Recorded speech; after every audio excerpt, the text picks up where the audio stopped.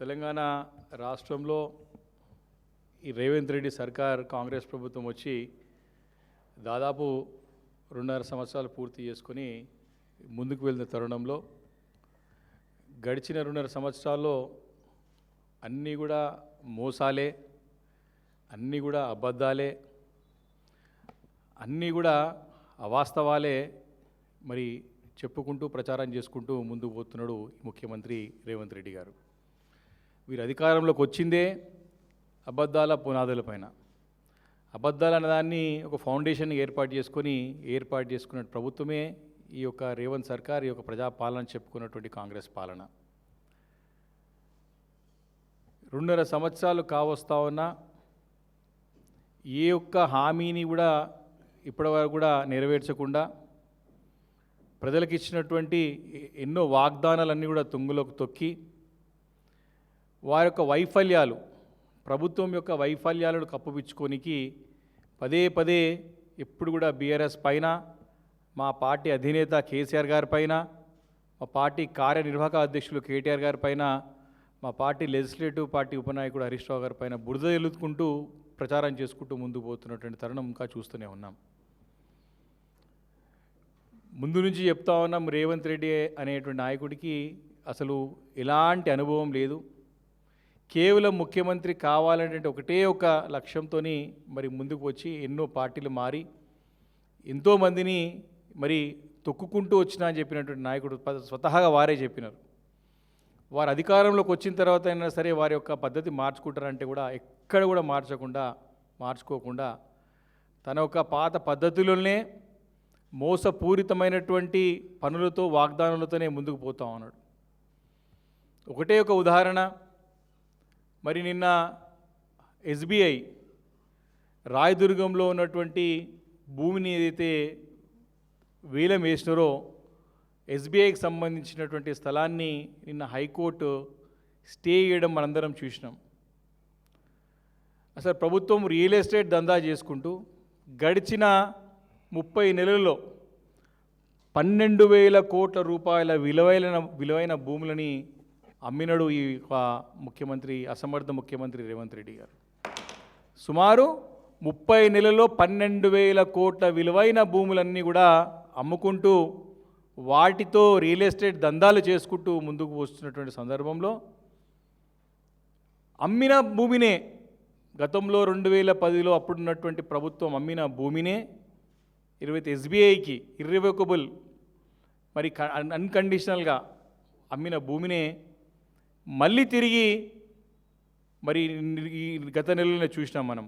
ఆ భూమిని మళ్ళీ అమ్మినట్టు, ఈ వేలం ద్వారా అమ్మినట్టు చూసినాం. హైకోర్టు యొక్క తీర్పు ఉండంగా, ఏప్రిల్ 25, 2026 ఒక హైకోర్టు యొక్క ఉత్తర్వులు ఉండంగా కూడా దాన్ని తుంగలో దొక్కి దాన్ని పక్కకి నెట్టేసి గతంలో అమ్మినటువంటి ఎస్బీఐకి అమ్మినట్టు భూమిని, దాంట్లో 5 ఎకరాల స్థలాన్ని మళ్ళీ కూడా మరి ఈ వేలం ద్వారా ఇంకో కంపెనీకి కట్టగట్టడం మనందరం చూసాం. అంటే దీన్ని ఏమంటారు? సరే, భూమి ప్రభుత్వం నుండి అమ్మిందంటే విశ్వాసంతో, ప్రభుత్వం నమ్మకంతో మాకు చక్కగా ఉంటుందని చెప్పి సుమారు 237 కోట్ల రూపాయలు ఎకరానికి చెల్లించి మరి ఆ భూమిని కొంటే ఈరోజు దేశవ్యాప్తంగా ప్రభుత్వం యొక్క అంటే క్రెడిబిలిటీ ఏ రకంగా మరి దిగజారిపోయిందో, ఏ రకంగా ఈరోజు విశ్వసనీయత ప్రభుత్వం కోల్పోతుందో ఒకసారి అర్థం చేసుకోవాలి. రేవంత్ రెడ్డి అనేటువంటి నాయకుడు బయట మోసం చేసుకోగా రియల్ ఎస్టేట్ దందాలో ఎన్ని తప్పుడు డిసిషన్లు చేసిండా, ఎన్ని దొంగ అగ్రిమెంట్లు చేసుకుంటా, ఎన్ని బ్లాక్మెయిల్ చేసుకోకపోగా ఈరోజు ముఖ్యమంత్రి బాధ్యతలు ఉండి కూడా ఇంత పెద్ద నేరం, తప్పుని మరి అధికారికంగా చేయడం అనేది సిగ్గుచేటు. దాన్ని హైకోర్టు తప్పుపడుతూ నిన్న చెంపపెట్టు లాంటి తీర్పు ఇవ్వడము ఈ ప్రభుత్వానికి ఇప్పుడైనా కన్ను తెరవాల్సిన అవసరం ఉందని చెప్పి ఈ సందర్భంగా వారిని నేను హెచ్చరిస్తా ఉన్నాను. దీన్ని ఇమీడియట్గా బయట రిజిస్ట్రేషన్ చేసిన భూమిని మళ్ళీ రిజిస్ట్రేషన్ చేస్తే ఏమంటారు? 420 అంటారు, చీటర్ అంటారు, మోసగాడు అంటారు, వారు వెలేస్తారు, వీడు దొంగ భూములు అమ్ముతారు, వీని దగ్గర పోదంటారు. ఈరోజు బాధ్యతలో పదవిలో ఉన్నటువంటి ముఖ్యమంత్రి హైకోర్టు తీర్పు ఉండంగా, హైకోర్టు ఉత్తర్వులు ఉండంగా మళ్ళీ భూమిని ఈ వేలం ద్వారా అమ్మిండంటే ఈయన ఏమనాలో ఒకసారి? చీటర్, గజ దొంగ, మోసగాడు, ప్రభుత్వం యొక్క ప్రతిష్టను దిగజారుతున్నాడు. ఈరోజు దేశవ్యాప్తంగా తెలంగాణ రాష్ట్రం నుండి గత 10 సంవత్సరాల్లో కేసీఆర్ గారి నాయకత్వంలో తెలంగాణ రాష్ట్ర ప్రతిష్ట పెంచితే ఈ యొక్క ముఖ్యమంత్రి రేవంత్ రెడ్డి గారు మంట కలుపుతా ఉన్నారు ఇలాంటి యొక్క దుశ్చర్యల వల్ల, ఇలాంటి దొంగ పనుల ద్వారా. ఏం అవసరం వచ్చింది నీకు? చట్ట ప్రకారం న్యాయం ప్రకారం నడుచుకోకుండా అమ్మిన భూమినే మళ్ళీ అమ్మి నీ సొంతం అన్ని అన్యాయులకు కట్టబెట్టడానికి, తద్వారా వ్యాపారాలు చేయడానికే ఈ దందాలన్నీ నడుస్తూ ఉన్నాయి. ఈ యొక్క ప్రభుత్వం మొత్తం కూడా చూసినట్టయితే తన ప్రభుత్వం మొత్తం అంతా కూడా ముఖ్యమంత్రి మొత్తం భూముల చుట్టే తిరుగుతూ ఉన్నాడు. ఈ మధ్యలో కూడా చూస్తూ ఉన్నాం, హిల్ట్ ద్వారా మరి ఐలాండ్ భూములను కూడా అల్యూమినియం ఇండస్ట్రీస్ లిమిటెడ్ సంబంధించిన ల్యాండ్ని కూడా మరి హిల్ట్ ద్వారా తన అన్యాయులకి, తన అనుచరులకి, తన వ్యాపార భాగస్వాములకి కట్టబెట్టి దానితో కూడా వ్యాపారం చేయాలని చెప్పి స్పష్టంగా తెలుస్తూ ఉంది. గతంలో ఈ విషయాన్ని బీఆర్ఎస్ పార్టీ తరపున అసెంబ్లీలో కూడా ఈ అంశాన్ని లేవనెత్తి నిలదీసే సంగతిని గుర్తు చేస్తూ ఉన్నాను. ఈరోజు అదే నిజం కాబోతూ ఉంది. ఐలాండ్ సంబంధించి ఐలాండ్ భూముల్లో మరి ఈ యొక్క గతంలో మరి ఎంతోమందికి ఈ యొక్క కంపెనీ ఓనర్తో సంబంధాలు ఉన్నాయి. వారు డైరెక్ట్గా మరి ఏ పర్పస్ అయితే ఈ యొక్క అల్యూమినియం సంబంధించినటువంటి అల్యూమినియం ఇండస్ట్రీస్ సంబంధించినటువంటి ఈ యొక్క ల్యాండ్ని ఏదైతే కేటాయించారో ఆ రోజు దాంట్లో 118 ఎకరాల్లో 53 ఎకరాల పైచిలు వరకు కూడా మరి ఎక్స్టెన్షన్ కింద భూసేకరణ చేసి ఎంప్లాయ్మెంట్ పెంచడానికి కంపెనీ ఎక్స్పాన్షన్ గురించి ఇచ్చిందే తప్ప వారికి రియల్ ఎస్టేట్ దందా చేయడానికి ఎక్కడ కూడా ఇవ్వలేదు. కండిషన్ మీద ఇచ్చింది. ఈరోజు హిల్ట్ ఒక పాలసీ ద్వారా మళ్ళీ ఈ యొక్క అల్యూమినియం ఇండస్ట్రీస్ భూమితోని దందాలు చేయడానికి, వ్యాపారాలు చేయడానికి ప్రభుత్వం పూనుకుంటుంది అని చెప్పడానికి ఎలాంటి సందేహం లేదు. ఈ రకంగా మరి మూసి ప్రక్షాళన అంటాడు, మూసి ప్రక్షాళన మీద 1000 ఎకరాలు సేకరిస్తా అంటాడు. అది చేత కాదు, ఫెయిల్ అయిపోయింది, మొత్తానికి కట్టర్ ఫ్లాప్ అయిపోయింది. నాకు ప్రధానమంత్రి పైసలు ఇవ్వాలి, కేంద్రం డబ్బులు ఇవ్వాలి అంటాడు. చేత కాదు, ఎందుకు స్టార్ట్ చేసినావు నువ్వు? మూసి ప్రక్షాళన అంటాడు. మూసి ప్రక్షాళన పైన భూదందా. అక్కడ పోయి సెంట్రల్ యూనివర్సిటీ భూములు అక్కడ పోయి 10,000 కోట్ల రూపాయలని ఆ స్థలాన్ని తాకట్టు పెట్టి డబ్బులు తీసుకోవడం, మెట్రోని మొత్తం స్వాధీనం చేసుకొని విలువైన భూములు కొట్టేయాలని ప్లాన్ చేయడం. అక్కడ ఫోర్ట్ సిటీలో కేసీఆర్ గారు కష్టపడి 13,000 ఎకరాలు ఫార్మాసిటీకి సేకరిస్తే ఆ 13 ఎకరాల్లో అక్రమ దందాలు చేయడానికి, ఇంటర్నల్ ట్రేడింగ్ చేసుకుంటూ వ్యాపారాలు చేయడానికి ఫోర్ట్ సిటీ అనే కొత్తగా నామకరణం చేసి దందాలు చేయడం. ఇదే తప్ప ఈ ప్రభుత్వం 2.5 సంవత్సరాలు చేసింది ఏమీ లేదు. రైతాంగాన్ని మోసం చేసినాడు. ఈరోజు రైతులు ఈరోజు నరక యాతన పడుతూ ఉన్నారు. ఈరోజు ఉద్యోగస్తులు ఇబ్బంది పడుతూ ఉన్నారు. ఈరోజు నిరుద్యోగ యువత మరి ఒకటే సంవత్సరంలో 2 లక్షల ఉద్యోగాలు ఇస్తామని చెప్పి మోసం చేసి, మోసపూరిత వాగ్దానాలు చేసి ఈరోజు వారు రోడ్లపైన తిరగకుండా వారిని ఈరోజు హింసించి, ఇబ్బంది పెట్టి, అక్రమ కేసులు పెట్టి మరి అక్కడ అశోక్ నగర్లో కానీ, దిల్సుఖ్ నగర్లో కానివ్వండి, ఈరోజు అక్రమంగా ఏ రకంగానంటే ఒక హిట్లర్ ఏ రకంగానైతే ఒక డిక్టేటర్ ఏ రకంగానైతే నియంత రకంగా ఆంక్షలు పెట్టి వారిని ఇబ్బంది పెడతా ఉన్నాడు. అన్ని కుల వృత్తులను ఏదో కాపాడుతామని చెప్పినాడు. అందరిని కూడా మోసం చేసినాడు. కుల వృత్తులను కూడా ఏ వర్గాన్ని కూడా ఈరోజు ఇచ్చినట్టు హామీ నిలబెట్టుకోకుండా అన్ని వైఫల్యం చెంది ఈరోజు ఆ కప్పుపిచ్చుకోవడానికి, ఈ యొక్క భూదందాలన్నీ కూడా కప్పుపిచ్చుకోవడానికి మా పైన బురద వెళ్ళే ప్రయత్నం చేస్తూ ఉన్నాడు. ఎక్కడ పోయినా సరే కేసీఆర్ గారు నామస్మరణ లేని ఆయనకు నిద్ర పడుతోలేదో.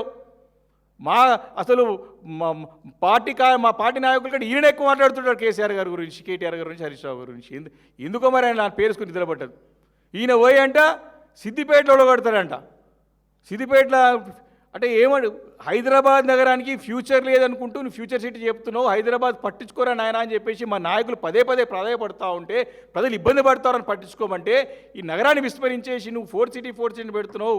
మరి అక్కడ ఫార్మా సిటీ గురించి ఎట్లకెళ్ళి ఫార్మా సిటీయే ఖచ్చితంగా అవుతుంది, అది కండిషనల్గా ల్యాండ్ అక్విజిషన్ అయ్యింది, ఈ భారత్ ఫ్యూచర్ సిటీ అనేది ఉండదు అని చెప్పి చట్టపరంగా చెప్తే దాన్ని పక్కన పెట్టి మరి హరీష్ రావు గారిని నేను సిద్దిపేటలో తర్వాత చూస్తా అంటారు. సిద్దిపేటలో వచ్చి పోటీ చేయమరు. నువ్వు హరీష్ రావు గారి దగ్గర పోటీ చేస్తే పోచమ్మ గుడి ముంగట పొటేలు కట్టినట్టే భలేతో ఖచ్చితంగా. ఇంకేమంటాడు, నన్ను కొడంగల్లో కుట్రపూరితం కూడా కొట్టినంటారు. ఛాలెంజ్ చేసింది నువ్వు రేవంత్ రెడ్డి గారు, మర్చిపోయినారు. ప్రెస్ మీట్ పెట్టి నేను కొడంగల్లో ఓడిపోతే రాజకీయంగా సన్యాసం తీసుకుంటా అన్న మాట నిజమా కాదా? ఈరోజు ఆ సన్యాసం తీసుకున్నటువంటి ఒక సన్యాసి ఈరోజు ప్రగల్భాలు పలుకుతూ అబద్ధాలు చెప్పుకుంటూ ఉసరివెలిలాగా రంగులు మార్చుకుంటూ మరి ముందుకు పోతా ఉంటే ప్రజలు అమాయకులు అనుకుంటున్నారా అని చెప్పి నేను ప్రశ్నిస్తా ఉన్నారు రేవంత్ రెడ్డి గారిని. మరి వారు చెప్పాలి, దీనికి సమాధానం చెప్పాలి. ఈరోజు వచ్చి ఏదో పెద్ద పెద్ద మాటలు మాట్లాడుతూ మేము అడిగే ప్రశ్నలకి సమాధానం చెప్పండి.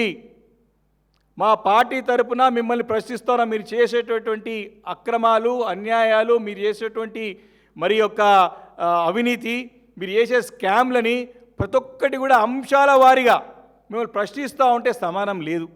రైతుల విషయంలో ప్రశ్నిస్తే సమాధానం లేదు. ఈరోజు ఏమంటాడు, కేంద్రంలో గతంలో ఇదే రేవంత్ రెడ్డి గారు అన్నారు పీసీసీగా ఉన్నప్పుడు, ఏమన్నాడు, దమ్ముంటే మీరు కొనండి ఒడ్లు, కేంద్రం నుంచి ఏం సంబంధం, మీరు డబ్బులు లేవా అని చెప్పినాడు. ఈరోజు అదే అడుగుతున్నాము, నీతో చేతగాక దద్దమ్మలాగా అసమర్థుడిలాగా కేంద్రం ఎంత ఉంటే అంతే ఉంటే మొత్తం చేత కాదని చేతులు ఎత్తేసేటువంటి ముఖ్యమంత్రి రేవంత్ రెడ్డి గారు. అదే ప్రశ్నిస్తున్నాం కదా, దానికి సమాధానం చెప్పాలి కదా నువ్వు. ఇలా అన్నీ కూడా మరి ఒకటి కాదు రెండు కాదు, పూర్తిగా వైఫల్యం చెందింది ప్రభుత్వం. వైఫల్యాలను కప్పుపిచ్చుకోవడానికే మా పైన బురదల్లే ప్రయత్నం జరుగుతూ ఉంది.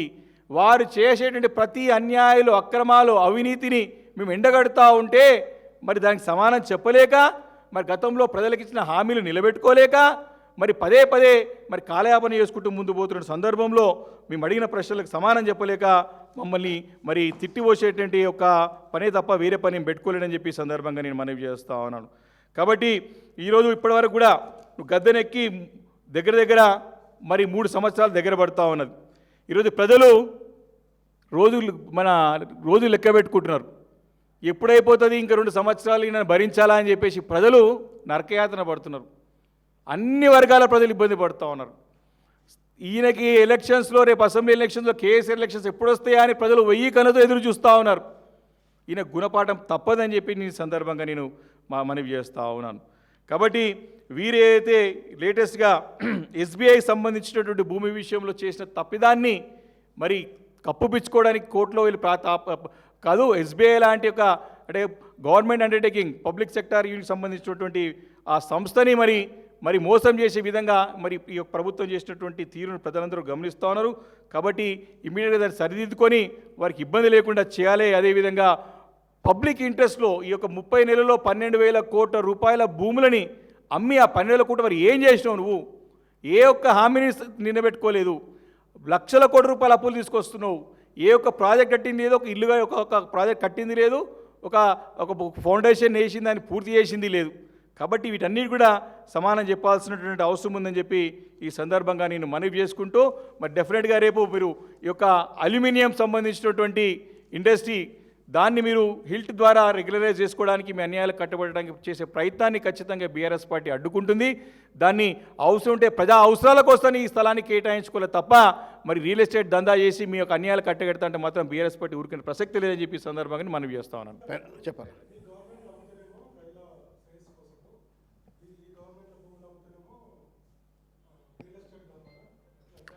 ఇప్పుడు ఒకటి విషయం, హైడ్రా విషయం ఒకటి ఫస్ట్ క్లారిఫికేషన్ ఏంటంటే, హైకోర్టు హైడ్రాకి తప్పు పట్టడమే కాకుండా పెనాల్టీ వేసింది. నిన్న ముఖ్యమంత్రి గారు ఎంత పచ్చి అబద్ధాలు మాట్లాడుతున్నాడంటే, ఏ ఒక్క పేదవాడు ఇల్లు కూలగొట్టలేదు, ఏ ఒక్క కట్టడాన్ని మేము కూలగొట్టలేదు అని చెప్పినారు. కానీ హైకోర్టు ఈ గడిచిన కొన్ని సంవత్సరం కాలం లోపల హైడ్రా చేసింది తప్పు, మీరు తీసుకున్న నిర్ణయాలు తప్పు, మీరు చేస్తున్న పని తప్పు అని పట్టడమే కాకుండా హైడ్రాకి పెనాల్టీ వేసింది. 3,50,000 రూపాయలు దగ్గర హైడ్రా కమిషనర్ జేబులకి వెళ్ళి కట్టాలని చెప్పేసి తీర్పిచ్చింది. అంటే ముఖ్యమంత్రి గారు ప్రజల్ని ఏ రకంగా ప్రజల్ని పక్కదో పట్టిస్తారో స్పష్టంగా అర్థమవుతుందని చెప్పడానికి ఒక విషయం. రెండోది, భూముల అమ్మకాల విషయంలో ఈరోజు అమ్మిన భూమినే మళ్ళీ అమ్మడం ఈ చరిత్రలో ఎప్పుడు చూడలేదు. ఇది అంటే వారి యొక్క నాలెడ్జ్తో నిజంగా తెలియక చేసారేమనుకుంటే, స్పష్టంగా ఎస్బీఐ వాళ్ళు వారితో నెగోషియేషన్లు ఉన్నారు, వారు నడుస్తున్నది, వాళ్ళు కేటాయించిన భూమి అన్కండిషనల్గా మాకు ఇచ్చినారు, మేము 21 కోట్ల రూపాయలు ఖర్చు పెట్టినాం దానిపైన, కోర్టులు వెళ్తే కోర్టు కూడా మీరు వారిని కన్సిడర్ చేయండి అని చెప్పేసి ఈ మధ్యకాలం April 25, 2026 ఇచ్చింది. దాన్ని పక్కన పెడుతూ కూడా మళ్ళీ అమ్మడం అంటే ప్రభుత్వం ఒక విశ్వసనీయత, అంటే గవర్నమెంట్ అనేది ఇన్స్టిట్యూషన్, రేపు రేవంత్ రెడ్డి వచ్చి రేపు పొద్దున మళ్ళీ మేమే మారుతూ ఉంటుంది. ఆ ఇన్స్టిట్యూషన్ యొక్క గౌరవాన్ని, ఒక క్రెడిబిలిటీ నిలబెట్టాల్సిన అవసరం అధికారులపైన ఉంటుంది, ముఖ్యమంత్రి గారి పైన ఉంటుంది. కాబట్టి ఆ భూమిని, అమ్మిన భూమిని మళ్ళీ అమ్మడం దాన్ని స్టే తీసుకోవడం ఒకటి. ఇంకొకటి, మేము భూములు ఆ రోజు అమ్మినప్పుడు ఎక్కడైతే చంక్స్ ఉన్నాయో నిరుపయోగం ఉన్నటువంటి భూములని ఆ రోజు అమ్మడం జరిగింది. దాన్ని కూడా కన్స్ట్రక్టివ్గా ఒక క్యాపిటల్ ఎక్స్పెండిచర్గా ప్రాజెక్ట్స్ కట్టి చూపెట్టినాం. హైదరాబాద్ నగరంలో ఇన్ఫ్రాస్ట్రక్చర్తో పాటు అనేక ప్రాజెక్టు కట్టి చేసి పూర్తి చేసి అది ప్రజలకి అనుభవంలో ఉన్నది. మేమంటా ఉన్నాం, ఈరోజు ప్రభుత్వాన్ని ప్రశ్నిస్తున్నాం. 30 నెలలలో 12,000 కోట్ల రూపాయల యొక్క విలువైన భూములను మీరు అమ్మినరు. చాలా భూములు తాకట్టు పెట్టి లక్షల కోట్ల రూపాయలు అప్పు తెచ్చినారు. ఆ డబ్బులు ఏం చేశారని చెప్పి పార్టీ తరఫున మేము ప్రశ్నిస్తే మమ్మల్ని తప్పుపడుతున్నారు. తప్పుపట్టడం కాదు, దుమ్మెత్తిపోసి నానా దుర్భుషలాడి వాడరాని భాష వాడి ఈరోజు తప్పుపడుతూ ఉన్నారు. దానికి మేము ప్రశ్నిస్తే దానికి సమానం చెప్పమని చెప్పేసి ఈరోజు బీఆర్ఎస్ పార్టీ డిమాండ్ చేస్తాం.